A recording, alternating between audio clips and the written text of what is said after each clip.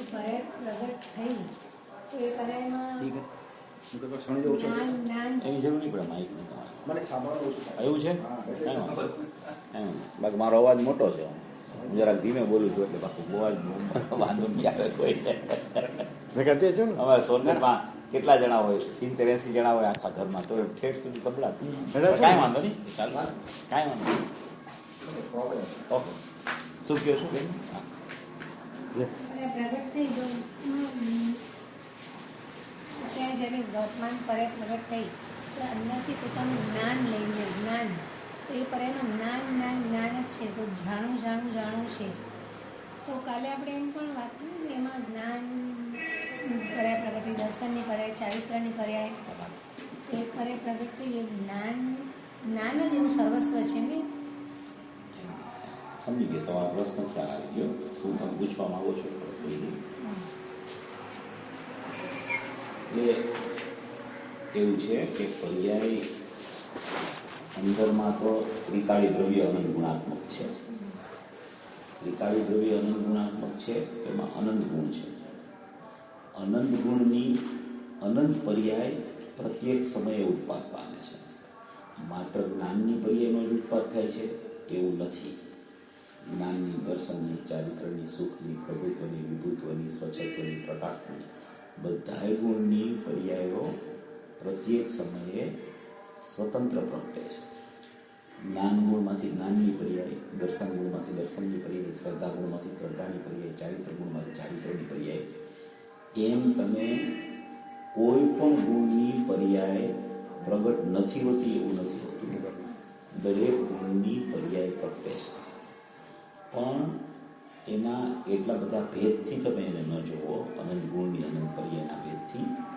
તો તમે એને એક શ્રદ્ધા જ્ઞાનને ચારિત્રથી જ વિચાર કરો વધારેમાં વધારે અને એમાં પણ શ્રદ્ધા જ્ઞાન ચારિત્રમાં પણ મુખ્યપણે જ્ઞાનનો ઉપયોગ છે ઉત્પાદ છે એ મુખ્યપણે જ્ઞાનનો ઉત્પાદ છે પ્રગટ તો અનંત ગુણની અનંત પર્યાયો છે કોઈ એક જ પર્યાય પ્રગટ થાય છે એવું નથી તમે ભેદથી જોવો તો પર્યાયનું એકરૂપપણું છે અને તમે ભેદથી જોવો તો અનંત ગુણની અનંત પર્યાય છે એવી જ રીતે અનંત ગુણની અનંત પર્યાય પ્રગટ થાય છે પણ જ્યારે ત્રિકાળી દ્રવ્યનો અનુભવ કરવા માટે એ પર્યાય જ્યારે આ હું છું એમ પરિણમે છે તો એ અનંત ગુણની અનંત પર્યાયો છે એ અનંત પર્યાયોનું એક રૂપ થઈ જાય છે બરાબર અને એકરૂપ થઈ અને આ હું છું એમ અહમ કરે છે તો એ એકરૂપ થયું ને એ બધી અનંત ગુણની અનંત પર્યાયની પરિણતિ થઈ ગઈ પર્યાય ગુણનો ઉત્પાદ છે અને પર્યાય કહેવાય અને અનંત ગુણની અનંત પર્યાયો એકરૂપ થઈને આ હું છું એમ અભેદ થઈને પરિણમે એને અનંત ગુણની અનંત પર્યાય એકરૂપ થઈ ગઈ એને પરિણતિ કહેવાય પર્યાય અને પરિણતિ એમાં એટલો ફરક છે બધાના પર્યાય જ કહેવાય એમ નથી પર્યાય એક ગુણની એક ઉત્પાદ હોય એની પર્યાય કહેવાય અને અનંત ગુણની અનંત પર્યાયો ઉત્પાદ પામે અને એ પર્યાયો આ હું છું એમ પરિણમે ત્યારે આ હું છું એમ પરિણમે છે એ માત્ર શ્રદ્ધાની પર્યાય જ આ હું છું એમ નથી કહેતી અનંત ગુણની અનંત પર્યાયોનું એકરૂપ થઈ જાય છે અને એકરૂપ થઈને એક પરિણતિ થાય છે એ આખી પરિણતિ થઈ એ આ હું છું એમ કહે છે તો એ પરિણતિ બનીને આ હું છું એમ કહે છે ત્યારે શુદ્ધ ઉપયોગની પ્રગટતા થાય છે અને એ શુદ્ધ ઉપયોગની પ્રગટતા થયા પછી અસંખ્ય સમય સુધી નિર્વિકલ્પ દશામાં જ્ઞાનીને શુદ્ધ ઉપયોગ એટલે કે નિર્વિકલ્પ પરિણમન ચાલે છે અને એ પરિણમન અસંખ્ય સમય ચાલ્યા પછી જ્યારે પોતાની પુરુષાર્થની ઓછપ અને એ પર્યાયની પ્રગટ થવાની યોગ્યતા એવું હોવાથી એ પાછો જ્ઞાની નિર્વિકલ્પ દશામાંથી ચ્યુત થઈને વિકલ્પાત્મક ભૂમિકામાં આવે છે હવે એ વિકલ્પાત્મક ભૂમિકામાં આવે છે ત્યારે આ હું છું એમ કરીને જે પર્યાયની પરિણતિ આખી બનીને હું છું એમ અભેદ પરિણમી ગઈ હતી એ બધી ગુણની બધી પર્યાયોનો એક અંશ અભેદપણે પરિણમતો ચાલે છે એને પરિણતિ કહેવાય છે એ જ્ઞાનીની શુદ્ધ પરિણતિ છે અને એ સમયે જ્ઞાનીની એક પર્યાયનો એક ભાગ છે એ વિકલ્પાત્મક દશામાં છે તો એને ઉપયોગાત્મક કહેવાય છે અને આને પરિણતિ કહેવાય છે તો તો એને જ્યારે જ્ઞાનીને સદુપયોગમાંથી ચ્યુત થઈને બહાર આવે છે વિકલ્પમાં, ત્યારે જેમ પરિણતિ ચાલતી હોય છે, અનંત ગુણની અનંત પર્યાયો, એનો એક ભાગ એક દેશ સૂકતા એને પ્રગટ થઈ જાય છે. તો એ જે પરિણતિ બની છે એવી રીતે જ એ જ્યારે આત્માને ભેટવા માટે પર્યાય જાય છે અંદર, ત્યારે એ પરિણતિ બનીને આ હું છું એમ પરિણમે છે. એને કહેવાય પરિણતિ, એને કહેવાય શુદ્ધ પરિણતિ. એટલે પ્રત્યેક સમયે અનંત ગુણની અનંત પર્યાયો પ્રગટે છે. કોઈ એક જ પર્યાય પ્રગટે છે એવું સ્વરૂપ નથી. પણ હમણાં આપણે જ્ઞાન એમ કહીએ કે જ્ઞાનની પરે પ્રગટ, જ્ઞાનની પરે પ્રગટ શબ્દ જ્ઞાનની મુખ્યતાથી વાત આવે, કારણ કે જ્ઞાન છે એ અસાધારણ ગુણ છે. જ્ઞાન એક જ એવો ગુણ છે કે એમાં જાણવું છે. બીજા બધા ગુણોને તો કાંઈ ખબર જ નથી કે હું કોણ છું એમ. માટે એ જ્ઞાનની મુખ્યતાથી જ ચર્ચા આવે. અને ખરેખર તો જ્ઞાન જ મુખ્ય આધાર છે આત્માનો. અને જ્ઞાન ગુણથી જ ખરેખર બધું ખબર પડે છે. જ્ઞાનની પર્યાયથી જ બધો ખ્યાલ આવે છે. અનંત ગુણની અનંત પર્યાય પ્રગટતી હોવા છતાં મુખ્ય લક્ષણ તો જ્ઞાન છે આત્માનું. એટલે જ્ઞાનથી જ બધી ચર્ચાઓ આવે. પણ જ્ઞાનથી ચર્ચાઓ આવે ત્યારે પણ અનંત ગુણની અનંત પર્યાયો તો પ્રગટ છે જ, પણ એ બધી પર્યાયોનું એક રૂપપણું જોઈ અને એક જ્ઞાનની મુખ્યતાથી ચર્ચા આવે કે જ્ઞાન પ્રગટ છે. બધા જ ગુણોની પર્યાયો પરિણતિ રૂપ હોય અને એ જ્ઞાનમાં અનુભૂતિ સ્વરૂપ ભગવાન આત્મા અનુભવાઈ રહ્યો છે. એમ એક જ્ઞાનની મુખ્યતાથી ચર્ચા આવે. પણ જ્ઞાનમાં જ અનુભૂતિ સ્વરૂપ ભગવાન આત્મા અનુભવાઈ રહ્યો છે, તો એ જ્ઞાન તો અનન્ય છે આત્માથી. એવી રીતે બધાય ગુણોની બધી પરિણતિ અનન્ય નથી. એક જ્ઞાનનો ઉપયોગ, દર્શનનો ઉપયોગ, કે જેને ઉપયોગ કહેવામાં આવે, કે જે ખરેખર આત્માના બે ઉપયોગરૂપ સ્વભાવ છે જ્ઞાન દર્શન, તો એ જ્ઞાન દર્શનનું જ નિયમથી અનન્યપણું હોય. બાકી બીજા ગુણોનું અનન્યપણું એ રીતે ન હોય તો પછી રાગથી અનન્ય થઈ જાય આત્મા, તો પછી મિથ્યાત્વથી અનન્ય થઈ જાય. એમ નથી. જ્ઞાનનો ઉપયોગ છે એ ઉપયોગનું જ જ્ઞાન સાથે, જ્ઞાયક સાથે અનન્યપણું હોય, કારણ કે એ જ્ઞાનમાં જ આત્મા પકડાય છે અને એ આત્મા ઉપયોગરૂપ છે. આત્મા ઉપયોગ છે તો આત્મામાંથી ઉપયોગ પ્રગટ થાય છે. એ પર્યાર્થિક નહીંનો પારિણામિક ભાવ છે. પર્યાર્થિક નહીંનો પારિણામિક ભાવ છે. એ માત્ર એને પર્યાયથી ન જોવું કે આ ઉત્પાદવાળી પર્યાય છે, કારણ કે એ જ્ઞાનનો ઉપયોગ અંદરથી જે જ્ઞાયકમાંથી આવ્યો છે એ ઉપયોગમાં કોઈ અશુદ્ધતા નથી હજી. બરાબર. એ ઉપયોગમાં કાંઈ રાગ આવ્યો નથી, એ ઉપયોગમાં મિથ્યાત્વ નથી. એ અંદરથી ઉપયોગ આવે છે, તો અંદર પારિણામિક ભાવ છે. તો એ પારિણામિક ભાવમાંથી જે સત્વ, સતનું પ્રગટ થાય, એ સત્વ છે એ પણ ખરેખર પારિણામિક છે. પારિણામિક છે એ કેવું પારિણામિક છે? એ પણ એમાં તો ઉત્પાદ છે. એ ઉત્પાદ છે એટલે એને પર્યાર્થિક નહીં લાગુ પડે છે. પર્યાર્થિક નહીં શેમાં લાગુ પડે? અંશ બુદ્ધિ, એટલે અંશ જે હોય એમાં જ પર્યાર્થિક નહીં લાગુ પડે. એટલે એ ઉત્પાદવાળો ઉપયોગ પારિણામિક ભાવે હોવા છતાં એને પર્યાર્થિક નહીંનો પારિણામિક ભાવ કહેવામાં આવે છે. પર્યાર્થિક નહીંનો પારિણામિક ભાવ શું કામ?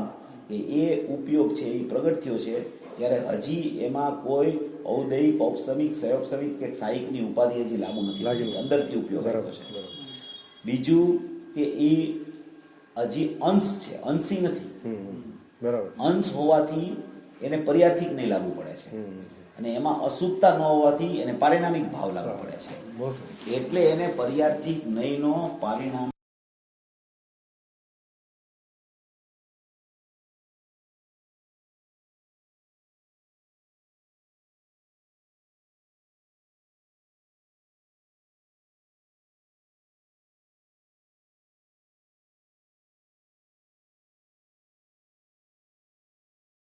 ભાવ એમ એવા ઉપયોગને કહેવામાં આવે છે. અને એ પર્યાર્થિક નહીંનો પારિણામિક ભાવ જે ઉપયોગ છે, એ ઉપયોગ છે એ ત્રિકાળી દ્રવ્યથી કથનચિત અનન્ય છે. કોઈ એક અપેક્ષાએ એ ઉપયોગ જ્ઞાયકથી અનન્ય છે. તો અનન્ય છે એટલે શું? કે બે આમ એકમેક છે જ્ઞાયક ને ઉપયોગ? તો કે ના, એમ અનન્ય નથી. અનન્ય એમ નથી, પણ એ જેવો જ્ઞાયક ભાવ છે એવો જ ઉપયોગ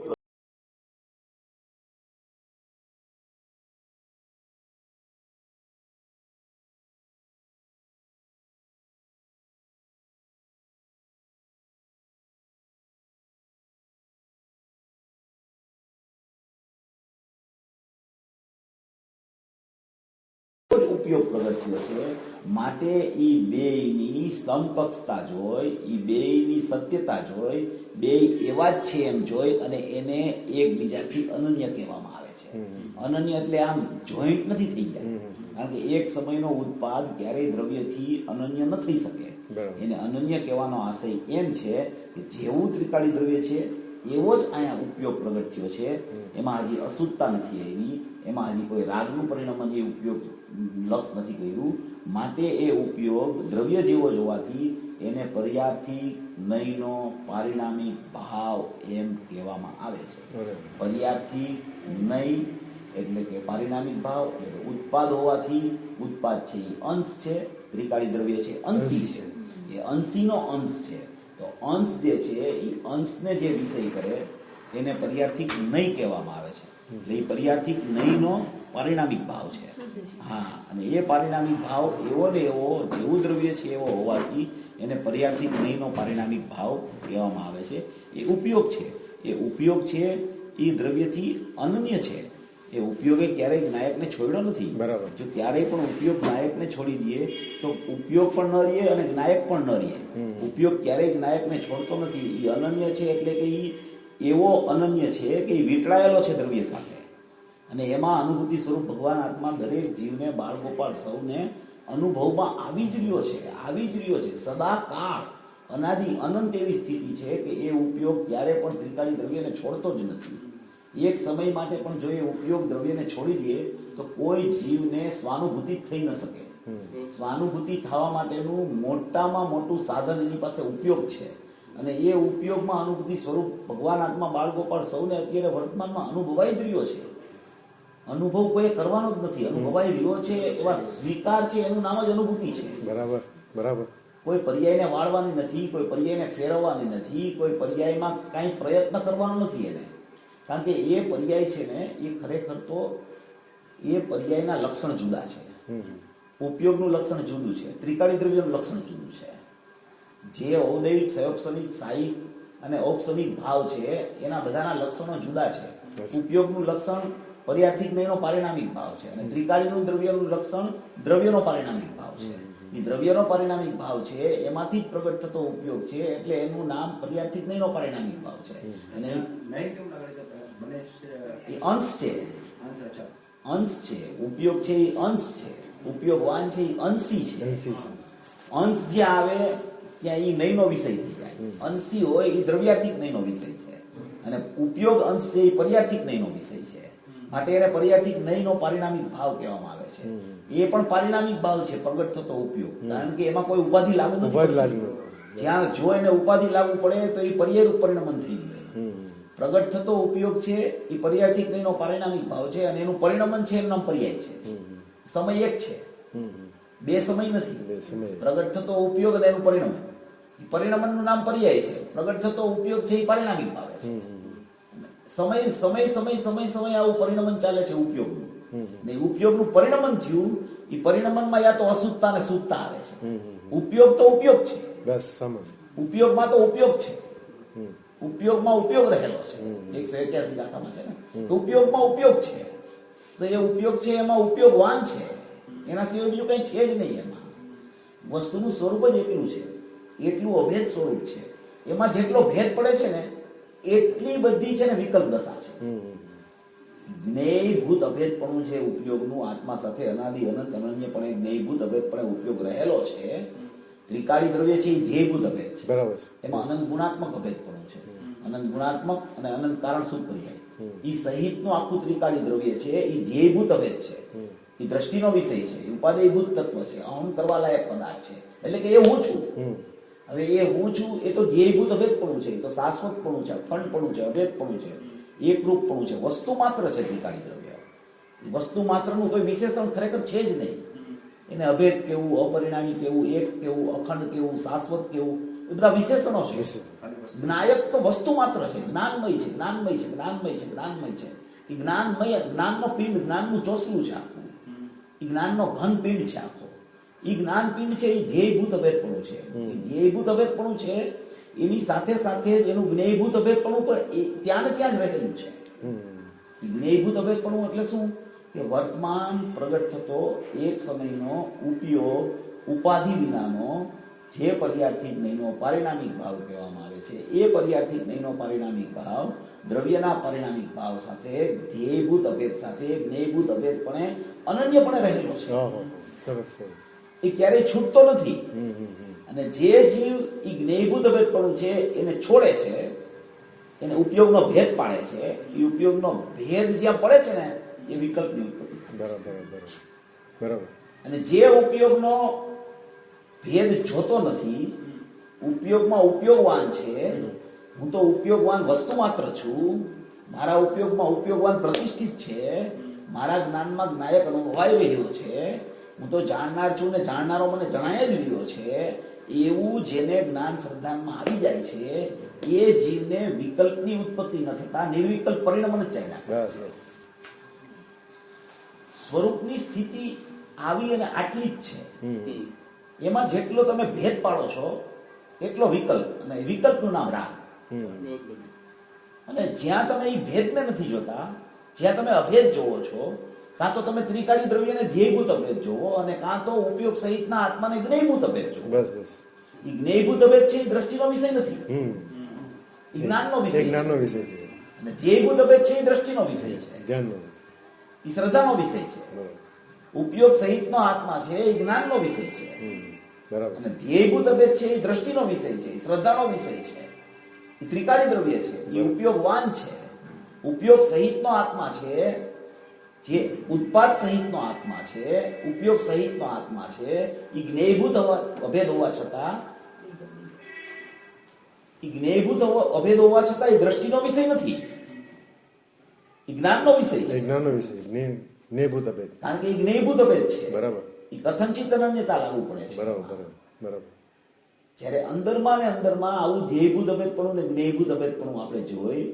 હવે જ્ઞેયભૂત અભેદને તમે એક બાજુ રાખો અને ધ્યેયભૂત અભેદની જ્યારે ચર્ચા કરો, દ્રષ્ટિના વિષયની, ત્રિકાળી દ્રવ્યની, શુદ્ધ પરમાત્માની, અખંડ પરમાત્માની, વસ્તુ માત્રની, તો એમાં પણ એવો એક ત્રિકાળ ઉપયોગ છે અંદરમાં. ઓહો, બરાબર. અંદરમાં એવો ત્રિકાળ જ્ઞાન ને ત્રિકાળ દર્શનનો ઉપયોગ ધ્રુવપણે રહેલો છે કે જે નિયમસારમાં આવ્યું છે. હા. એ ત્રિકાળી ધ્રુવ ઉપયોગ છે, અને ત્રિકાળી દર્શન ઉપયોગ, ત્રિકાળી જ્ઞાન ઉપયોગ, એવા બે ઉપયોગ અંદરમાં ત્રિકાળી દ્રવ્યની સાથે અભેદપણે પણ ન કહેતા એકરૂપપણે જ રહેલા છે. બરાબર. અને એ ત્રિકાળી જ્ઞાન ને એ ત્રિકાળી દર્શનમાં આખો ધ્રુવ છે, એ ધ્રુવમાં ધ્રુવનું જાણવું વર્તમાનમાં નિષ્ક્રિયપણે ચાલી રહ્યું છે. નિષ્ક્રિયપણે, ત્યાં ક્રિયા નથી. ક્રિયા નથી. જાણો. ક્રિયા ઉત્પાદમાં છે. ઉત્પાદથી રહિત જે ધ્રુવ છે એ ધ્રુવમાં જાણવું દેખવું વર્તમાનમાં દરેક જીવને અંદરમાં જાણવું દેખવું, જાણવું દેખવું, જાણવું દેખવું, જાણવું દેખવું, જાણવું દેખવું, એવો વર્તતો ત્રિકાળ ઉપયોગ. વર્તતો નિષ્ક્રિયપણે, ધ્રુવપણે, શાશ્વતતાપણે અંદરમાં દરેક જીવને એવું ચાલુ છે. ક્રિયા નથી ત્યાં. ક્રિયા વગર. क्रिया वर्तमान उत्पाद में है. बराबर. क्रिया वर्तमान उपयोग में है. वर्तना है लेकिन उत्पाद में नहीं है. हाँ, उत्पाद में नहीं है, वर्तना है. वर्तना नहीं होवे अगर अंदर में, तो कोई जीव को उपयोग में जानना होवे ही नहीं त्रिकाली द्रव्य में. अगर अंदर में वर्तना नहीं होवे ना त्रिकाली द्रव्य में, तो कोई जीव को उत्पाद रूप उपयोग में त्रिकाली द्रव्य का जानना ही नहीं हो पावे, क्योंकि वो त्रिकाली द्रव्य में से ही वो उपयोग की सर्वाणी बाहर आती है. अंदर में ध्रुव का ज्ञान दर्शन का त्रिकाल उपयोग है, उसमें पूरा द्रव्य का जानना देखना चालू है, तो पूरा द्रव्य एक द्रव्य, उसके अनंत गुण, उसकी अनंत कारण सुपर्याय, वो सबको मिला के एक अखंड द्रव्य है. वो दृष्टि का विषय, वो दृष्टि का विषय है. और वो दृष्टि का विषय है. उसी में एक ज्ञान दर्शन का त्रिकाल उपयोग है अंदर में. वो उपयोग त्रिकाली ज्ञान दर्शन का है. उसमें पूरा ये त्रिकाली द्रव्य, उसका अनंत गुण, उसकी अनंत कारण सुपर्याय, उसका पूरे का जानना देखना, वो त्रिकाल ज्ञान दर्शन का उपयोग में अभी वर्तमान में वर्त रहा है. अभी वर्त रहा है निरंतर, प्रत्येक जीव को, प्रत्येक जीव, बाल गोपाल सबको, निगोदिया को भी, अभवी को भी अंदर में चालू है. चालू है. वो अंदर की बात है, ये ध्रुव की, ये उपयोग वर्तमान की बात नहीं है। बराबर। अंदर का ध्रुव, अंदर का ध्रुव में जानना देखना, जानना देखना, जानना देखना, जानना देखना, वो चलता है, अभी चालू है वर्तमान में। वही तो मूल स्वरूप है उसका, वही मूल स्वरूप है उसका। बाद में वहां से जो वहां जानना देखना, जानना देखना, जानना देखना चल रहा है, वहीं से ही उपयोग रूप उत्पाद अंदर से बाहर आता है, वाह वाह, प्रकट होता है। उत्पाद अंदर से आया है, वो उत्पाद है, उसमें क्रिया है, वो क्रिया है, वो निष्क्रिय में से क्रियाशील उपयोग आया है। क्रियाशील, अंदर में निष्क्रियपना है, अंदर में निष्क्रियपना जानना देखना है, उसमें से अंदर में से जो प्रकटता आई, तो जो उत्पाद हुआ उसको बोला जाता है क्रिया, उसको बोलता है उत्पाद रूप उपयोग बोला जाता है। वो उपयोग की सर्वाणी अंदर में से बाहर वर्तमान उपयोग में आई है, और वर्तमान उपयोग में आई है वो अंदर में जानना देखना जो वर्तमान में ध्रुव का ध्रुव में चल रहा था, वहीं से ही वो उपयोग बाहर निकला है, तो वहीं से आया है, तो वो उत्पाद रूप उपयोग में भी ये त्रिकाली द्रव्य का ही जानना देखना चल रहा है, बराबर, क्योंकि वो उपयोग अंदर से ही निकला है, वो जानना देखना त्रिकाली द्रव्य का लेके निकला है बाहर। बराबर बराबर बराबर, क्योंकि वो तो अभी तो बाहर प्रकट हुआ है, उसमें कुछ हुआ नहीं अभी, विशेष कुछ नहीं, उसमें बाहर की कोई उपाधि अभी लागू नहीं पड़ी है, अंदर का ही अंदर का स्वरूप वो अंदर से लेके बाहर निकला है। बस बस बस, एकदम फ्रेश। तो वो उत्पाद में अनुभूति स्वरूप भगवान आत्मा जानने में बाल गोपाल सबको आ रहा है, सबको आ रहा है, सबको आ रहा है, ऐसा आ रहा है। उसका अर्थ क्या है कि अंदर में जानना देखना चालू है, चालू है, वहां से वो उपयोग निकला है, इसीलिए उसका जानना देखना उसमें होता ही रहता है प्रत्येक समय के उत्पाद में। और प्रत्येक समय का उत्पाद कोई भी जीव को नियम से ध्रुव को प्रसिद्ध करके ही व्यय होता है। कोई भी जीव का उत्पाद है वो ध्रुव को प्रसिद्ध किए बिना कभी भी व्यय नहीं हो सकता है, क्योंकि वो उत्पाद ध्रुव का है, बराबर, वो उत्पाद अंदर से आया है, वो अंदर से उसकी सर्वाणी बाहर प्रकट हुई है। तो अंदर से जो उपयोग आता है वो उपयोग अंदर का जाने बिना, अंदर को प्रसिद्ध किए बिना रहता ही नहीं है, और वो उपयोग अनन्य पड़े रहा है, उधर अनन्य पड़े है, इसलिए वो उसको प्रसिद्ध कर ही रहा है, कर ही रहा है। जानने वाला जानने में आ ही रहा है, उपयोगवान उपयोग में जानने में आ ही रहा है, उपयोगवान उपयोग में प्रतिष्ठित है, प्रतिष्ठित करना नहीं उसको, प्रतिष्ठित है ही, ऐसा स्वीकार को बोला जाता है कि उसने प्रतिष्ठित किया, बराबर।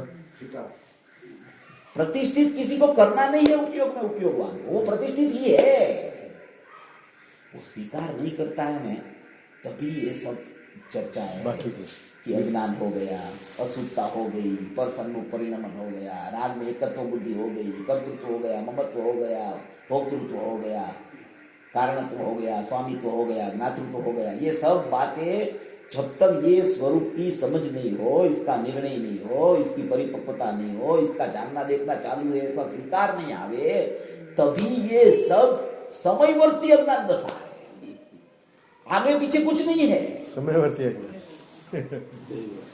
मात्र एक समय का है। दूसरे समय में अज्ञान आया, तीसरे समय में अज्ञान हुआ, चौथे समय में अज्ञान हुआ, फिर वो चेत जाता है कि ये तो मेरा स्वरूप ऐसा नहीं है, ये अज्ञान क्यों हो रहा है, मेरा स्वरूप तो ऐसा है, मैं तो जानने वाला हूँ, मैं तो जानना देखना हूँ, મને તો જાણનારો જણાય છે, હું તો જાણનાર છું, તો જાણનાર છું, જાણનાર છું, જાણનાર છું, મારામાં તો જ્ઞાન સિવાય બીજું કંઈ છે જ નહીં। ગુરુદેવે તો જ્ઞાન સિવાયના બજાય ગુણને અચેતન કહી દીધા છે। ज्ञान के अलावा जितने गुण है वो अचेतन है, उसमें जानने की शक्ति ही नहीं है, बराबर।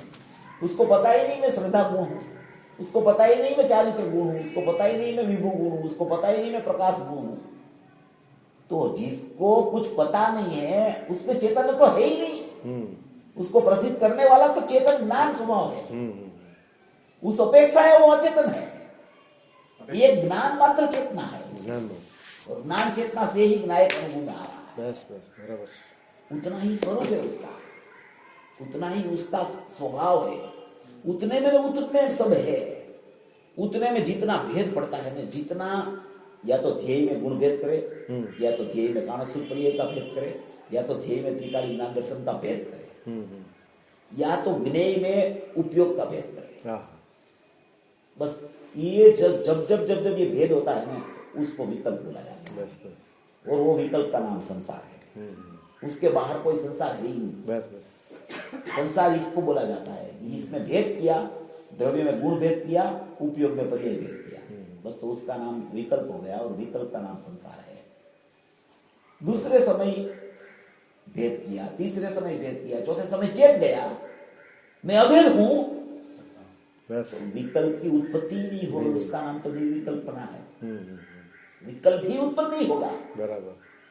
कि भेद का नाम तो विकल्प है, इतने भेद की सजा संसार है। बस बराबर। स्वरूप तो ऐसा है, अभी आज ही माने कल माने, जब मानना हो तब माने, मगर स्वरूप पे कोई फर्क नहीं होने वाला है।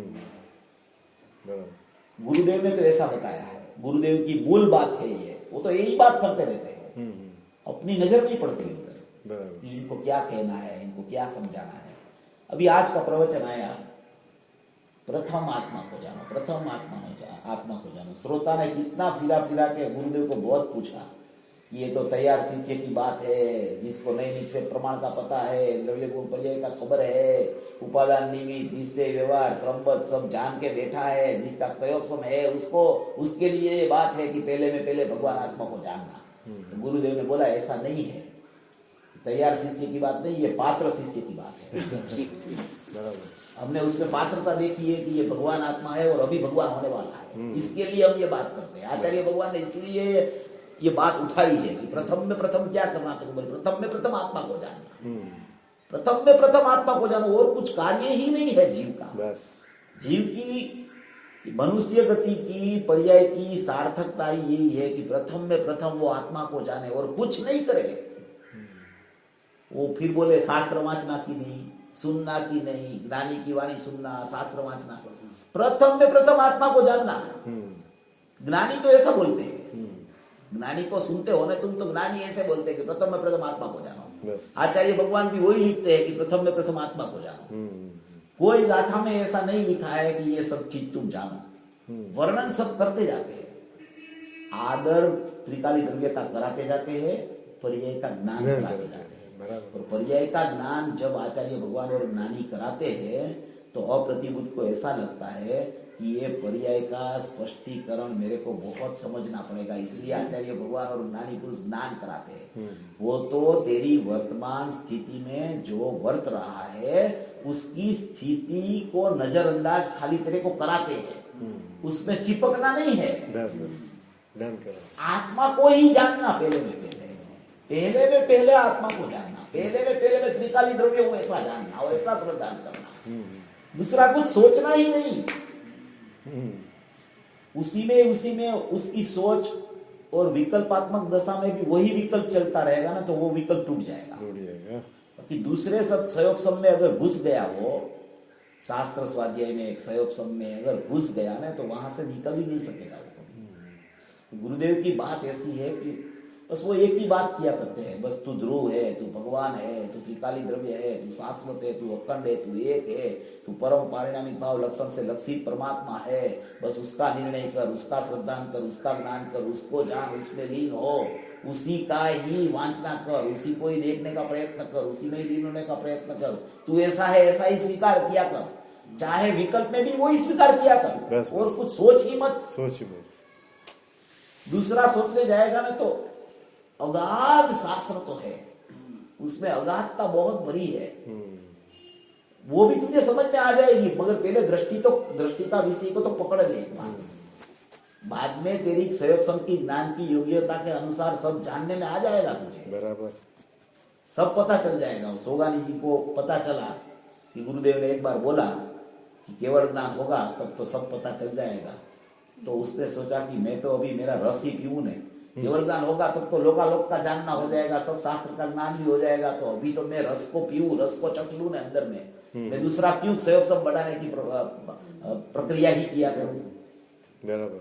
तो स्वरूप को समझना यही पुरुषार्थ है, स्वरूप को कैसा है ऐसा समझना है, अंदर से कैसा है, त्रिकाली द्रव्य अंदर से कैसा है, उसमें अनंत गुण कैसे पड़े हैं, उसके असंख्य प्रदेश कैसे है, उसका त्रिकाल काल कैसा है, उसके अनंत गुण का भाव कैसा है, ऐसा अनादि अनंत स्वरूप मेरा अंदर में कैसा है, उसका पारिणामिक भाव में क्या पड़ा है, उसमें कैसी शक्तियां पड़ी है, उसमें कैसी भूतकाल की योग्यताएं सब पड़ी है, भविष्य की शक्ति रूप योग्यताएं भी कैसी पड़ी है, वाह। वो सब कैसे अंदर में पारिणामिक भाव ऐसे ही पथरा हुआ पड़ा है अनादि अनंत। अनादि काल से अनंत काल तक जितना ही परिणमन होने वाला है वो सब पारिणामिक भाव में शक्ति रूप अंदर बह पड़ा है। बस उसी को कुछ उसमें फेरफार कर ही नहीं सकता है वो। जैसा प्रकट होने वाला है वैसी ही पर्याय का अंश अंदर से उत्पाद आने वाला है। उसमें उसकी कोई फेरफार करने की शक्ति ही नहीं, वो कुछ कर ही नहीं सकता है। फिर पर्याय को जानना, पर्याय को देखना, पर्याय को फिराना, पर्याय ऐसे क्यों हो गई, पर्याय ऐसे क्यों हो रही है, ये सब सोच ही नहीं करना। उसका ज्ञान होता रहता है तो होने दो ज्ञान। पर्याय ऐसी हुई, ज्ञान हुआ, बराबर है। मैं तो त्रिकाली द्रव्य हूं। बस बस पर्याय में राग हुआ, बहिर्लग से होता है, ठीक है, मगर उसमें ज्यादा चिपकने का नहीं। अगर ज्यादा उसमें अपना उपयोग को डाला ना तो उपयोग तो यहां से खींच के बाहर ही आ जाएगा और ज्ञेयभूत अवैधपना छूट जाएगा। ज्ञेयभूत अवैधपना छूट गया तो विकल्प की उत्पत्ति तो होती ही रहेगी, तो निर्विकल्पता तो आएगी ही नहीं कभी। कि स्वरूप में क्या है, स्वरूप कैसे भरा है, स्वरूप का स्वभाव अंदर में कैसे भरा है, उसी की ही चर्चा में लगना है अपने को, और कुछ सोचना ही नहीं। बार बार इसी में लगे रहेंगे ना तो ऐसा काल आ जाएगा कि अपना काल पक जाएगा। बस उसका स्वकाल आ ही जाएगा, नहीं आएगा ऐसा होगा ही नहीं, क्योंकि उसकी दशा की दिशा फिर गई है। दशा की दिशा में उसको चैतन्य भगवान ही दिखता है। चाहे विकल्प हो कोई बात नहीं है, मगर विकल्प में भी निर्विकल्पता का ही दर्शन करना, ऐसा सोच में रखना। बस बस मैं तो निर्विकल्प तत्व हूं, मैं तो अखंड तत्व हूं, मैं तो अनादि अनंत हूं, मैं तो ध्रुव स्वभावी परमात्मा हूं। बस वही सोचना, वही करना, वही देखना। सही बात। असंख्य प्रदेश है ना आत्मा के, असंख्य प्रदेश है। आत्मा ऐसे पथरा हुआ है ना, विस्तार सामान्य समुदाय से पथरा हुआ है आत्मा, तो उसमें असंख्य प्रदेश है। एक एक प्रदेश में अनंत गुण है। एक प्रदेश में एक गुण, दूसरे प्रदेश में दूसरे गुण, ऐसा नहीं है। एक ही प्रदेश में अनंत गुण पथरे हुए हैं, और अनंत गुण पथरे हुए हैं तो जो प्रदेश जहां है वहीं से ही अनंत गुण की, अनंत उत्पाद की पर्यायों की प्रकटता होती है। और अनंत गुण जो पथरे हुए पड़े हैं उसमें वो गुण में वो गुण की अनादि अनंत की पर्याय की प्रकट होने वाला अंश एक एक एक एक एक एक अंश करके पूरा अंशी गुण बना है। और वो अंशी गुण है, ऐसा अनंत गुण जो है, वो अनंत गुण को अपन सोचते हैं तो वो अनंत गुण वाला एक अंशी है, वो द्रव्य है। और अनंत गुण में से समझ लो कि ये ज्ञान गुण लिया तो ज्ञान गुण भी, गुण से उसको देखो तो गुण अंशी है वो, बराबर। और वो गुण अंशी है, वो ऐसे पथरा हुआ है तो उसमें एक एक एक एक एक एक एक अंश करके पूरा गुणी हुआ है गुण।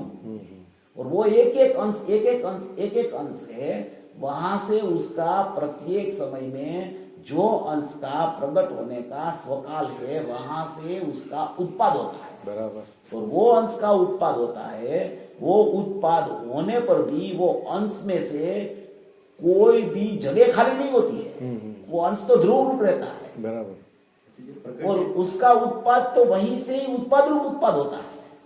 वो अंश ऐसे ही रह के ध्रुव रह के उत्पाद होता है, बराबर बराबर। ध्रुव में बदगट नहीं है। वो परिणाम ये उत्पन्न करते हैं, कारण से उत्पन्न। नहीं, वो उत्पन्न होता है, वो तो उपयोग, उत्पाद रूप उपयोग है। कारण सूत्र पर्याय का उत्पाद नहीं होता है, वो तो ध्रुव है, वो तो त्रिकाल है, वो तो गुण में गर्भित है। कारण सूत्र पर्याय तो जहां गुण है ना वहीं पे ही कारण सूत्र पर्याय त्रिकाली ध्रुव में अंदर में पड़ी है, उत्पाद रूप नहीं है कारण सूत्र पर्याय। कारण सूत्र पर्याय ध्रुव रूप है। कारण सूत्र को ध्रुव विशेष था। सामान्य ध्रुव बोलते हैं त्रिकाली द्रव्य को, और ध्रुव सामान्य त्रिकाली द्रव्य है, ध्रुव विशेष कारण सूत्र पर्याय है। ध्रुव सामान्य और ध्रुव विशेष मिलके पूरा दृष्टि का विषय है। बस बस बराबर। अभी अपने को ऐसा लगे कि कारण सूत्र पर्याय की जरूरत क्या है। कारण सूत्र पर्याय आचार्य भगवान ने 15वीं गाथा में लिखी नियम सार की। तो अभी वो तो कारण सूत्र पर्याय तो ध्रुव सामान्य का ध्रुव विशेष है, और ध्रुव सामान्य और ध्रुव विशेष मिलके एक सत्ता और दृष्टि का विषय है।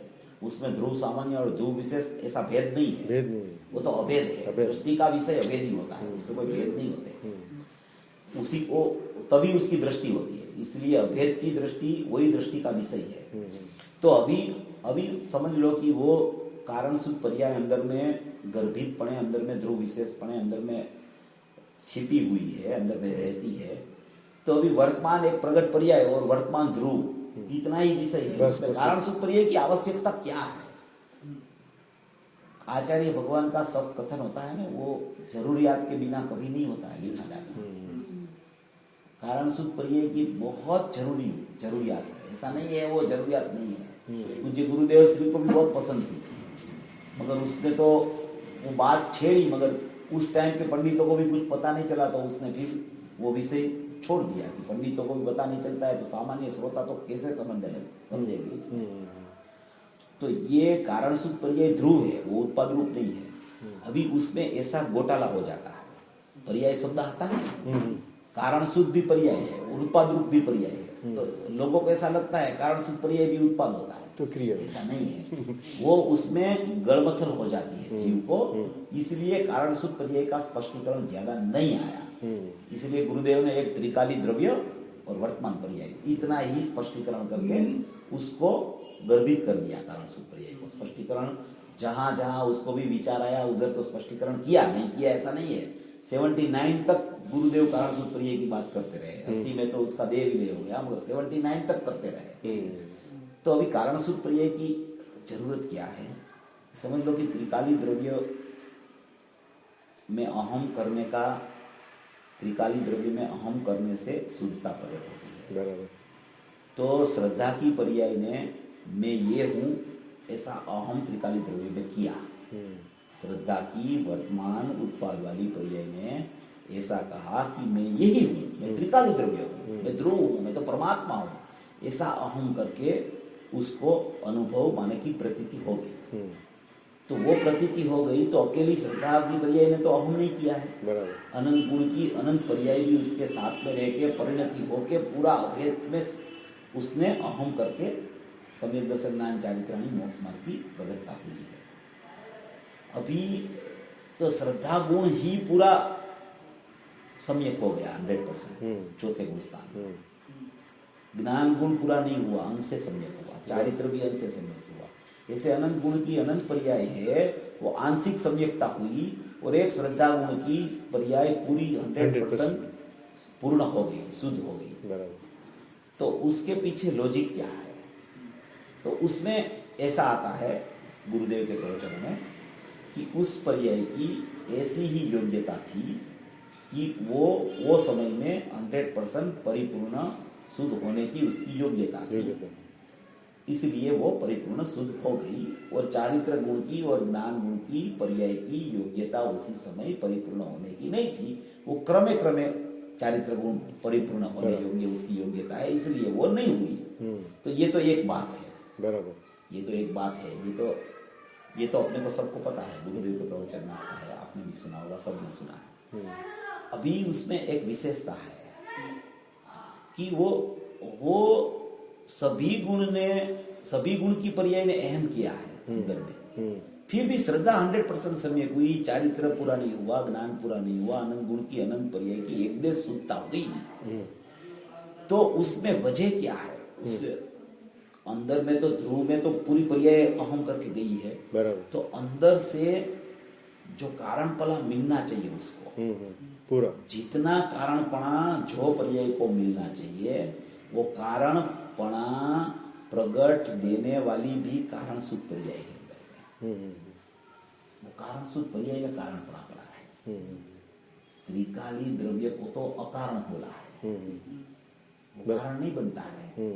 अगर एक पर्याय का भी कारण त्रिकाली द्रव्य बन जाए तो उसका अकारणपना छूट जाता है।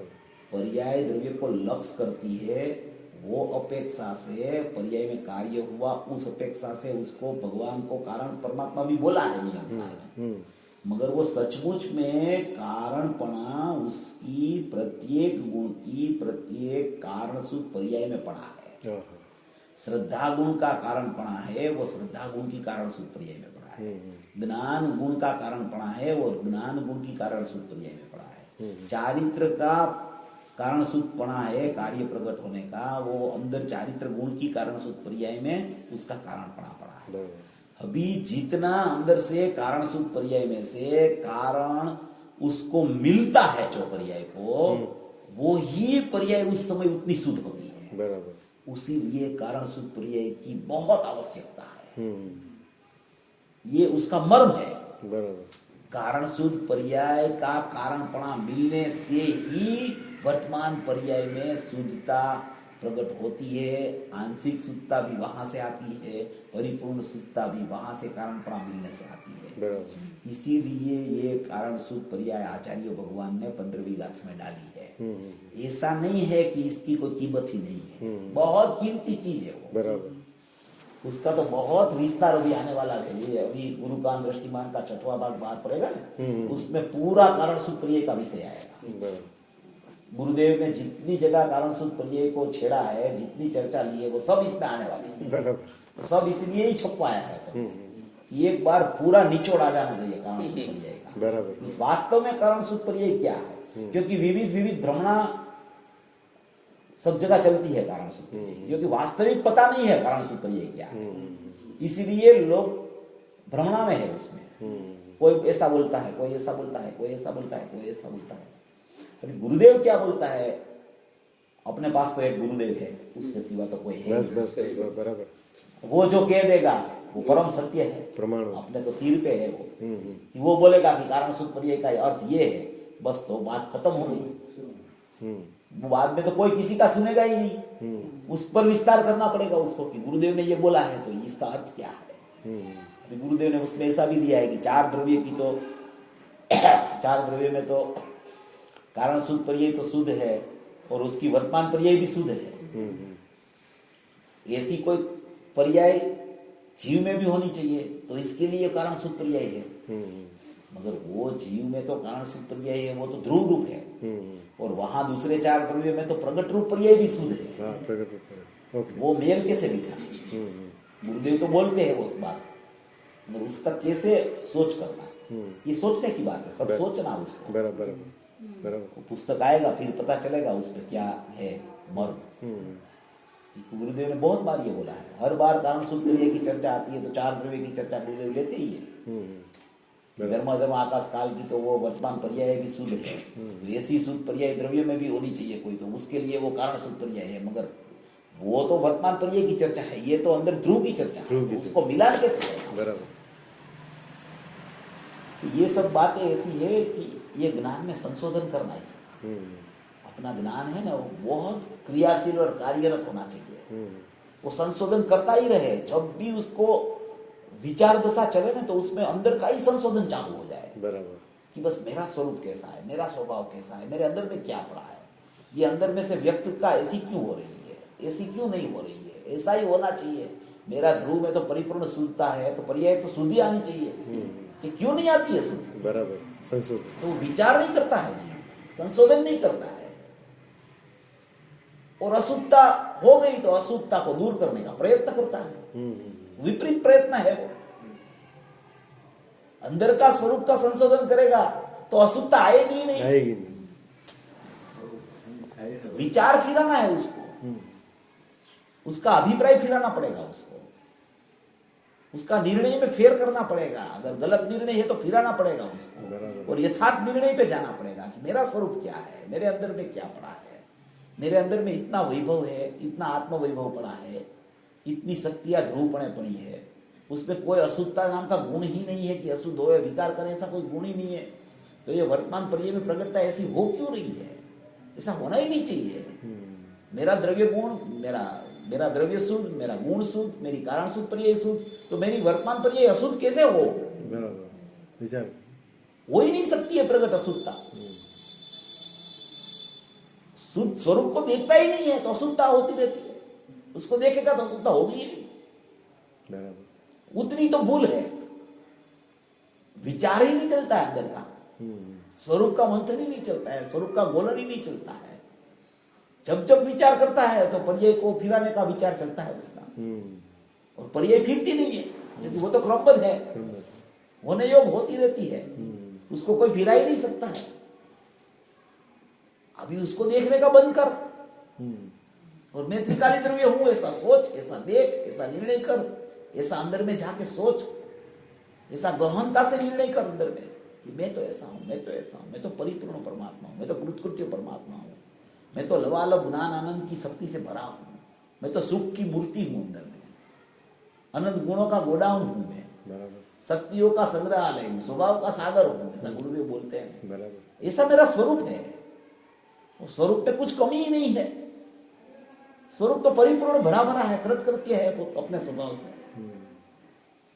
बस उसको ही जानना, उसको ही देखना, उसका ही विचार करना, बराबर तो शुद्धता प्रकट होती ही रहेगी, अशुद्धता का नाम निशान ही मिट जाएगा। ऐसी सब गुरुदेव ने बातें बोली है, बराबर ऐसा स्वरूप है, ऐसा स्वभाव है। હવે કઈ પ્રશ્ન હોય તો કયો। ઓલી વાત રહી ગઈ ને, એમને કારણ શું પહેલા કીધી ને, ઓલી વાત ચાલુ હતી આપણે થોડી, ત્યાંથી ડાયવર્ઝન આવી ગયું, અંદરથી બધી પસારી, હા હા હા એ વાત રહી ગઈ, હા, હા. પૂરી નહીં ગઈ।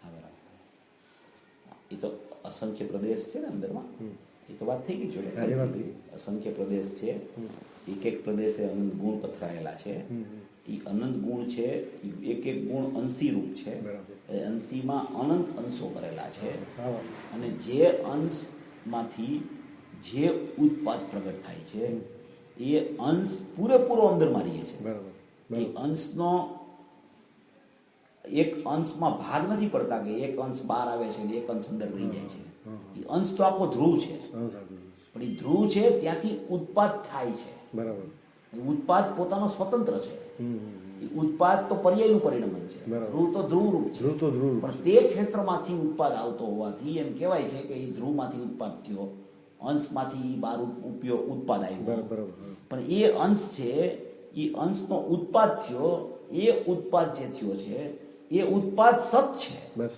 બરાબર એ ઉત્પાદ સ્વતંત્ર છે, એ ઉત્પાદ પોતે પોતાથી થયો છે અંદરથી પ્રગટ બરાબર થઈને, બરાબર બરાબર એની સાથે ધ્રુવને કઈ સંબંધ નથી, ધ્રુવને કઈ સંબંધ નથી, ધ્રુવના ગુણો એવા ને એવા પડેલા છે, બરાબર ધ્રુવના અંશો એવા ને એવા પડેલા છે, એ ગુણ આખો પથરાયેલો છે એમને એમ રહે છે, બરાબર બરાબર અને એમને એમ રહીને ઉત્પાદ થાય છે, એને એમ રહીને ઉપયોગ આવે છે બહાર. બરાબર બરાબર એટલે ત્રિકાળીમાંથી હા, ત્રિકાળીમાંથી માટે ઓલું પરિપૂર્ણ છે, એમાં વધઘટ નથી થતી ક્યારે, બરાબર એમ કે એક અંશ બહાર આવી ગયો એટલે એટલો અંશ અંદર ઓછો થઈ ગયો, એમને એમને એમને અને એ અંશ પાછો અંદર જશે એટલે હવે એ અંશી પૂરો થઈ જશે, નહીં. એવું સ્વરૂપ નથી, ઉત્પાદે સત છે અને ધ્રુવે સત છે, છે. એ સતપણું પોતે પોતાથી આવે છે, અને એ ધ્રુવને એમને વકબંધ રાખીને ઉત્પાદ થાય છે, એમાં કાંઈ વધઘટ થતી નથી, જો વધઘટ થાય તો દ્રષ્ટિનો વિષય ન રહે, બરાબર તો પરિપૂર્ણતા ન રહે, તો શુદ્ધતા કોઈ દિવસ પ્રગટ ન થાય કોઈ જીવ, એ ધ્રુવ રૂપે પથરાય એવું જ છે, એવું સ્વરૂપ જ અંદરમાં, મસ્ત એ તો કુટસ્થ છે, એમાં કોઈ પરિણમન જ નથી, બરાબર પરિણમન ક્યાંય એને કીધું હોય અંદરમાં તો ઈ સ્વભાવ રૂપ અંદરમાં નિષ્ક્રિયપણે જાણવું દેખવું છે, બરાબર એને પણ કોઈ અપેક્ષાએ ક્યાંય પરિણમન કીધું છે, કીધું છે પણ એ પરિણમન એટલે ક્રિયા નથી, ક્રિયા નથી નિષ્ક્રિય એ પરિણમન એટલે ક્રિયા નહીં, નિષ્ક્રિયપણે જાણવું દેખવું છે, એને પણ ક્યાંક પરિણમન કીધું હોય તો એ પરિણમન એટલે ક્રિયારૂપ પરિણમન નહીં, ક્રિયાલેસ એ જાણવું દેખવું સ્વભાવ છે અંદરમાં, બરાબર બરાબર સ્વભાવ છે એ સ્વભાવ છે, એ સ્વભાવને ક્યાંય પરિણમન કીધું હોય, ગુરુદેવે કીધું હોય કોઈ જગ્યાએ, તો એનો મતલબ એવો નથી અંદરમાં ક્રિયા છે, ક્રિયા છે અંદર તો નિષ્ક્રિય પરમાત્મા છે, ક્રિયા તો ઉપયોગમાં ઉત્પાદમાં જ હોય, અને નિષ્ક્રિય શુદ્ધ પારિણામિક બરાબર 320 ગાથામાં એવું ને કે નિષ્ક્રિય શુદ્ધ પારિણામિક એવો એનો ત્રિકાળી દ્રવ્યનો સ્વભાવ છે નિષ્ક્રિય, ક્રિયા તો વર્તમાન ઉપયોગમાં ચાલે છે, બરાબર એ જાણવું દેખવું ક્રિયા, જાણવું દેખવું ક્રિયા એ વર્તમાનમાં ચાલે ચાલે છે, છે. અંદર તો નિષ્ક્રિય શુદ્ધ પારિણામિક, અને નિષ્ક્રિય શુદ્ધ પારિણામિક છે એ ધ્રુવ છે, એ દ્રષ્ટિનો વિષય છે, બરાબર. એ ઉપાદેયભૂત તત્વ છે, એ બરાબર. અંશી છે, એ અંશી છે એ અંશીનો અંશ છે, એ ઉત્પાદ છે, એ ઉત્પાદ છે બરાબર એ ઉત્પાદમાં ક્રિયા છે, અને એ અંશ અને આ અંશી એ બે અને નિશ્ચય. ભેગા કરો તો જ્ઞેયભૂત અભેદ છે, જ્ઞેયભૂત અભેદ છે અને એ અંશથી ન જોવો અને માત્ર અંશીને જોવો તો એ ધ્યેયભૂત અભેદ છે, જ્ઞેયભૂત અભેદ છે વાહ બહુ સરસ સમય અને એ અંશીને અંશને ધ્યેયભૂત અભેદ ને જ્ઞેયભૂત અભેદથી આખો પરિણામી પદાર્થ જોવો હા. તો એ આખો પરિણામી છે, વેરી ગુડ બહુ સરસ અને એ પરિણામી છે, એ પરિણામમાં પરિણામનો ભેદ પાડો તો એ પરિણામ પરદ્રવ્ય છે, બરાબર અરે વાહ બહુ સરસ અરે એનો ભેદ પાડો તમે પરિણામીમાં પરિણામનો, તો એ પરિણામ પરદ્રવ્ય થઈ ગયા. બરાબર. અને અપરિણામી છે એ ધ્યેય છે, પરિણામ છે એ હેય છે, પરિણામી છે એ જ્ઞેય છે. અરે વાહ વાહ વાહ વાહ, બહુ સરસ. ફરી અપરિણામી છે ધ્યેય છે, પરિણામી છે એ જ્ઞેય છે, પરિણામનો ભેદ છે એ હેય છે. એ છે એ છે. વાહ વાહ, બહુ સરસ બહુ સરસ. પરિણામનો ભેદ પાડો તો હેય થઈ ગયો. પરિણામી જુઓ તો એ જ્ઞેયભૂત ભેદ છે, અને અપરિણામી જુઓ તો ધ્યેયભૂત ભેદ છે. વાહ વાહ. ધ્યેયભૂત ભેદ છે દ્રષ્ટિનો વિષય છે, હા અને પરિણામી છે જ્ઞેયભૂત ભેદ જ્ઞાનનો વિષય છે, હા અને પરિણામ હેય છે એ કોઈનો વિષય જ નથી. બરાબર. એ પરજ્ઞેય તો પરદ્રવ્ય થઈ ગયું. પરદ્રવ્ય થઈ ગયું. પરિણામનો ભેદ પરદ્રવ્ય છે, હેય છે, અવસ્તુ છે. બરાબર છે અવસ્થા. બરાબર એટલે તમે પરિણામીમાંથી જ્યાં પરિણામને બહાર કાઢો છો ને ત્યાં વિકલ્પ ઉત્પન્ન થાય છે. બરાબર બરાબર બરાબર. તમે પરિણામીને જ્ઞેયપણે જુઓ, અપરિણામીને ધ્યેયપણે શ્રદ્ધો, પરિણામીને જ્ઞેયપણે જાણો, અને પરિણામને હેયપણે રાખો. બરાબર. બહુ સરસ બહુ સરસ. સ્વરૂપ તો આમ જ છે. આપણી રમત ક્યાં જ્ઞાનમાં અંદરમાં ચાલે છે હા. એ આપણે વિચાર કરવાનો. આપણો પુરુષાર્થ ક્યાં હવે, હા. અંદરમાં ચાલે છે, આપણા પુરુષાર્થનું જોર ક્યાં વર્તે છે, આપણી નિર્ણયની ભૂમિકા કેટલી આગળ વધે છે, કેટલી ચાલી છે, આપણે ક્યાં સુધી પહોંચી શકીએ, બરાબર છે. સમજાય. આપણું પ્રવર્તન અંદરમાં કેવી રીતે ચાલે છે, બરાબર છે. એ આપણા પુરુષાર્થને આધીન છે, આપણા અભિપ્રાયને આધીન છે. એ આપણે વિચાર કરવાનો છે. એ બધાનું સ્વતંત્ર છે. હા હા. જેટલું જાણ એમાં કોઈના કહેવાથી કોઈને સમજાઈ જાય એવું તો છે છે જ નહીં. નહીં છે જ નહીં. તો અનંતવાર તીર્થંકરની સભામાં ગયો, કોરો ને કોરો પાછો આવ્યો. તીર્થંકર પાસે કાંઈ બાકી તો રહે નહીં, બરાબર. તો એ પાછો આવી જાય છે મિથ્યા દ્રષ્ટિપણે. કેમ? કારણ કે પોતાનો પુરુષાર્થ જ ઓછો પડે છે, બરાબર. અભિપ્રાય ફરતો નથી પોતાનો. આટલું ગુરુદેવ કહી ગયા 45 વર્ષ સુધી, અને પછી હજી 32 વર્ષથી તો ઉપદેશ ચાલુ છે એનો અત્યારે. છતાં એ નથી સમજતો તો એમાં એની પોતાના અભિપ્રાયનો દોષ છે, પુરુષાર્થની હિણપ છે. બરાબર. અને પછી પુરુષાર્થી હોય ને, એકદમ પુરુષાર્થે ચડેલો હોય, ત્રિકાલી દ્રવ્ય હું જ છું, અને સ્વભાવના પુરુષાર્થનું જોર ચાલતું હોય, એને પરિણમન ન થાય ને તો યોગ્યતા લાગુ પડે છે. અચ્છા અચ્છા. જે પુરુષાર્થી નથી એ યોગ્યતાને બાનું કરે છે, હા હા. એ આગળ કરે યોગ્યતા. આડે આડે. મારી યોગ્યતા જેવી છે. યોગ્યતા એવી છે જ નહીં, યોગ્યતા બનાવી દીધી જ તે એવી. યોગ્યતા થાય કેવી રીતે એવી? તું પુરુષાર્થ નથી કરતો એટલે એવી યોગ્યતા છે. બરાબર બરાબર. યોગ્યતા કોઈ કારણ નથી કઈ અજ્ઞાનનું, એ તો પોતે પુરુષાર્થહીન છે. એટલે એ બાનું ધરે યોગ્યતાનું ક્રમબદ્ધ થવા યોગ્ય થાય છે. એવું છે જ નહીં સ્વરૂપ. પુરુષાર્થથી જ કામ થાય છે. બરાબર બરાબર. એ એકદમ પ્રચંડ પુરુષાર્થ ચાલવો જોઈએ અંદરમાં. બસ હું તો આ જ છું, વસ્તુ માત્ર હું છું, ધ્રુવ સ્વરૂપ જ મારું છે, અનંત ગુણાત્મક છું એવો ભેદ નથી મારામાં, બરાબર. અનંત ગુણમય છું એવો વ્યવહાર નથી મારામાં. હું તો એક વસ્તુ માત્ર છું. એમ એની દ્રષ્ટિ ચોટી આવી જોઈએ. જ્ઞાનમાં નિર્ણય થઈને દ્રષ્ટિ ચોટે, જ્ઞાનમાં નિર્ણય થઈને દ્રષ્ટિ ચોટે. એવો નિર્ણય પરિપક્વ થઈ જાય કે ક્યારેય એ ફરે જ નહીં નિર્ણય. બસ બસ. સ્વાધીન નિર્ણય ન ફરે, પરાધીન નિર્ણય હંમેશા ફરે. જેવો નિમિત્ત આવે ને એવો નિર્ણય ફરે. હા. એ પરાધીન નિર્ણય છે. સ્વાધીન નિર્ણય કેવો હોય? સ્વને આધીન, પોતાના દ્રવ્યને આધીન નિર્ણય કરે, એ નિર્ણય ફરે નહીં ક્યારે. બસ એ તો અફર હોય નિર્ણય. જામી લો. એટલે જ્ઞાનને એક જ જ્ઞેય છે, બીજું કાંઈ નહીં. જ્ઞાનમાં એક જ્ઞેય જ છે, જ્ઞાય. બીજું બીજું બદલાય કોઈ રહે જ્ઞેય કે ના. તકલીફ. બરાબર છે. આવું સ્વરૂપ છે. એકદમ બહુ સરસ.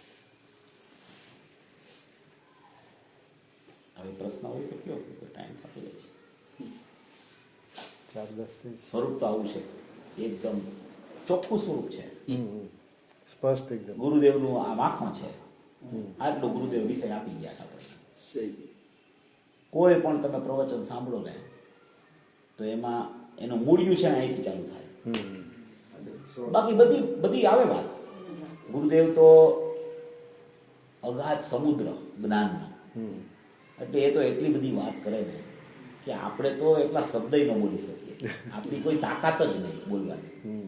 એટલું બધું એને તો સમુદ્ર મંથન અંદર કરીને એટલો માલ કાઢ્યો કે વાત પૂછોમાં. નિર્વિકલ્પ દશાના કાળમાં ગુરુદેવ તો એના અંદરના આત્માના એક ગુણમાં એનું જ્ઞાન ફરી વળતું હશે. એક ગુણમાં એનું જ્ઞાન ફરી વળીને સંશોધન કરતું હશે કે હવે કેવળ જ્ઞાન ક્યારે આવવાનું છે. બરાબર. કેવળ જ્ઞાનની પર્યાય તો અંદરમાં પડી જ છે. પડી જ છે. એ જોઈ લે છે નિર્વિકલ્પ દશાના કાળમાં. ભાવશ્રુત જ્ઞાનમાં જ્ઞાની જોઈ લે છે કેવળ જ્ઞાનને પોતાના. વાહ વાહ વાહ વાહ. કેવળ જ્ઞાનના દર્શન થઈ જાય છે એને ભાવશ્રુત જ્ઞાનમાં. તો કે વર્તમાનમાં તો પ્રદેશ પ્રત્યક્ષ નથી ને. તો કે એ પ્રદેશ પ્રત્યક્ષ ને પરોક્ષ તું વાત કરમાં. જાજો વિશે આગળ એ જોઈ લે છે, જોઈને કે એને ખબર પડી જાય છે. નિર્વિકલ્પ દશામાં જ્ઞાની શું કરતા હોય? એનું જ્ઞાન અંદરમાં કાર્યરત છે. કંઈ શુષ્ક નથી પડ્યું જ્ઞાન ત્યારે. હા, એ સંશોધને લાગેલું છે અંદર એ કામ. બરાબર. પથરાયેલું છે અંદર. પથરાયેલું છે. આખું દ્રવ્યમાં પથરાઈ જાય છે જ્ઞાન અંદર. ખૂણે ખૂણે છે ને ફરી આવે છે જ્ઞાન. સહી વાત. એવું જ્ઞાન હોય જ્ઞાની. એવા આપણા ગુરુદેવ મળ્યા આપણને.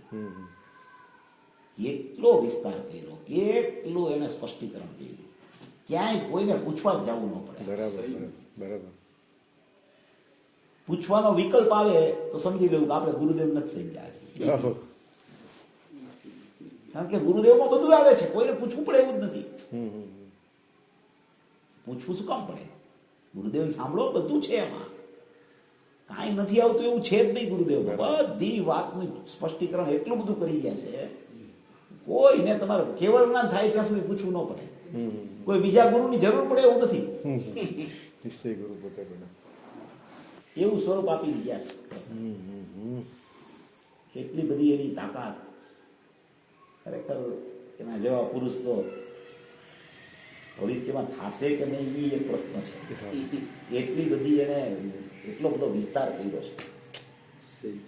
સહી વાત. બરાબર. આપણી એટલી પાત્રતા ને યોગ્યતા હશે એટલે આવી વાણી આપણા નિમિત્તે આવી ગઈ. નહીતર ક્યાંથી આવે આવી વાત? આવા પુરુષનું અહીંયા આવું જ ન થાય. ભરત ક્ષેત્રમાં પેલા તો અહીંયા શું કામ આવે? તો અહીંયા આવી ગયા આપણા માટે. નહીતર અહીંયા આવે જ નહીં કોઈ. અહીંયા આવે કહેતા હતા કે અધ્યાત્મથી ગરીબ દેશમાં અમે આવી ગયા.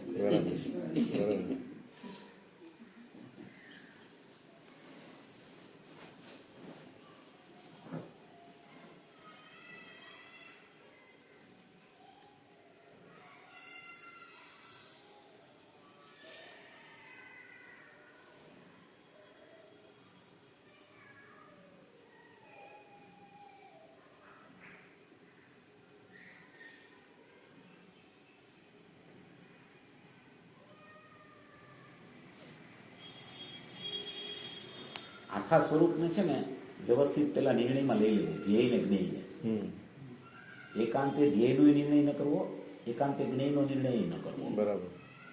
ધ્યેયપૂર્વક જ્ઞેય આખું સ્વરૂપ છે ને એનો નિર્ણय હોવો જોઈએ. बराबर. ध्येयपूर्वक ज्ञेय का पूरा निर्णय होना चाहिए. खाली ध्येय का निर्णय वो पक्ष है. बराबर. खाली ज्ञेय का निर्णय वो भी पक्ष है. माने कि द्रव्य का निर्णय वो भी पक्ष है और अकेला पर्याय का निर्णय वो भी पक्ष है. दोनों का निर्णय आता है. दोनों में से कोई अधूरा रह जावे तो निर्णय सही नहीं है. तो अनुभूति नहीं होती. बराबर. दोनों का निर्णय आता है. मैं परमात्मा हूँ, मैं परिपूर्ण हूँ, मैं ध्रुव हूँ, मैं अखंड हूँ, मैं एक रूप हूँ, मैं शाश्वत हूँ, मैं त्रिकाली द्रव्य परमात्मा स्वरूप ही हूँ और वही स्वरूप मेरे ज्ञान में जानने में आ रहा है. बस वो ज्ञेय का निर्णय है. मैं त्रिकाली स्वरूप वो ध्येय का निर्णय है. तो ध्येय पूर्वक ज्ञेय का निर्णय एक साथ में आता है. बस समय उसी को अवकाश है स्वीकार करने का. बस बस निर्णय के बाद में स्वीकार आता है. बराबर. जानने के बाद में श्रद्धा होती है. जाने बिना श्रद्धा किसकी? जाने बिना श्रद्धा किसकी? बात है. ऐसा है. Right sir. 17 गाथा बहुत ऊंची છે. હા. બહુ પ્રયોજન છે. જાણેલા નથી. હા મેં તો સસલા સિંગડા બરાબર. એ દેવલાલીમાં આપણે લીધી હતી ને બહુ. હા પ્રવચન છે ભાઈ આત્મગત. તમે એમાં ભાઈ કીધું વરસાદનું પાણી અને હિમાલયમાંથી નીકળતી ગંગા નીકળે ત્યારે ધ્રુવ પ્રવાહમાંથી નીકળતી એકદમ શુદ્ધ એ ઉપયોગ નીકળે. ઉપયોગ વસ્તુ છે. ये तो एक ही समय में प्रकट उपयोग होता है और उसी समय में उसका परिणमन होता है। तो वो उसका न्याय क्या है कि उपयोग एक ही समय में अंदर से प्रकट हुआ और उसी समय परिणमन हुआ, तो वो समय तो एक है और उसमें उपयोग को परिणमन रूप नहीं देखना और उसी समय परिणमन भी होता है वो देखना। तो वो कैसे है, उसका दृष्टांत दिया था कि जैसे पहाड़ है, पहाड़ में से जैसे पानी का झरना बहता है, तो वो झरना बहता है, वो पहाड़ में से गिर गया है, अभी वो झरना जमीन पे नहीं आया है, अभी है वो बीच में, तो वो झरना अंदर से आया है पहाड़ में से, तो वो ध्रुव में से जैसे उपयोग आया है, तो वो उपयोग बाहर निकला है, मगर अभी उपयोग का परिणमन नहीं हुआ है, शुद्ध रूप की अशुद्ध रूप। बराबर। तो वो जो धारा अंदर ऊपर से बहती है उसको बोलते हैं उपयोग, और उपयोग परिणमन हुआ, वो जमीन पे जो पानी गिरा तो उसको परिणमन, उसको परिणाम। तो दृष्टांत है एक देश है। मगर इस तरीके से ये उपयोग और परिणमन की चर्चा है, माने कि समय एक है, वहां तो ज्यादा समय लगते हैं मगर एक ही समय में ऐसा है, क्योंकि अंदर से अशुद्धता तो आती नहीं। सही। अच्छा, अंदर से शुद्धता भी आती नहीं, और पर्याय तो अंदर से आती है, बराबर। तो वो अशुद्ध कैसे होवे, अंदर से आती है, और अंदर से आती है तो शुद्ध कैसे नहीं होवे, क्योंकि अंदर तो शुद्धता है। बराबर। तो या तो शुद्धता ही आनी चाहिए, और अशुद्धता आती है तो अंदर में अशुद्धपना होना चाहिए, तो वो तो है नहीं। है नहीं। तो उसका न्याय क्या है? आती है पर्याय अंदर से, होती है स्वतंत्र। आती अंदर से होती स्वतंत्र। स्वतंत्र होती है, अशुद्धता के शुद्धता वो स्वतंत्र है, मगर वो पर्याय आती है अंदर से, वो अशुद्धता के अशुद्धता लेके नहीं आती है, अंदर से तो उत्पाद आता है, उत्पाद का परिणमन को पर्याय बोलते हैं। उत्पाद भी तो स्वभाव है, परिणमन है वो तो विभाव है। बराबर। बहुत सरस। उत्पाद ऐसा है। स्वभाव है। Right right. उत्पाद भी तो स्वभाव है, उत्पाद हुआ और दूसरे समय में व्यय हुआ, तो उत्पाद भी अंदर से आया, व्यय भी अंदर गया, और एक समय में परिणमन हुआ, उसको तो पर्याय रूप विभाव बोला जाता है। विशेष भाव, चाहे शुद्ध भाव हो चाहे अशुद्ध भाव हो, वो तो विशेष भाव है। और उत्पाद भी तो पर्याय का स्वभाव है, ध्रुव द्रव्य का स्वभाव है, उत्पाद भी ध्रुवीतम सत्य है। बराबर है। बहुत सरस। और पर्याय का भाव निकल जाता है, ये अंदर चला जाता है, अंदर से उत्पाद आता है, वो भाव लेके नहीं आता है। उत्पाद आया है, भाव का परिणमन एक समय में हुआ है, वो भाव रह जाता है, ये चला जाता है, उसको बोलते हैं उत्पाद में ध्रुवीतम सत्य स्वभाव है। बहुत सरस। एकदम मस्त बात। एक समय की है क्रिया में, एक समय का विभाव है, एक समय का अज्ञान है, आगे पीछे कुछ नहीं है, समयवर्ती तकलीफ है। बस बस। वो समय समय समय समय करके ये अनादिकाल गया है, बराबर। अभी इतना नहीं जाएगा काल, अभी तो काम होने वाला अभी है। काम होने वाला है। निश्चित है, निश्चित है, निश्चित है। बात बहुत बाहर आ गई गुरुदेव, बराबर। अभी तो सबका काम होने वाला है। बराबर। गुरुदेव कहता था ना कि बड़ी बॉक्स ની મંડળી છે। બરાબર। બહુ સરસ। બોલો પરમ કૃપાળુ પરમ હિતકારી સંત ગુરુદેવ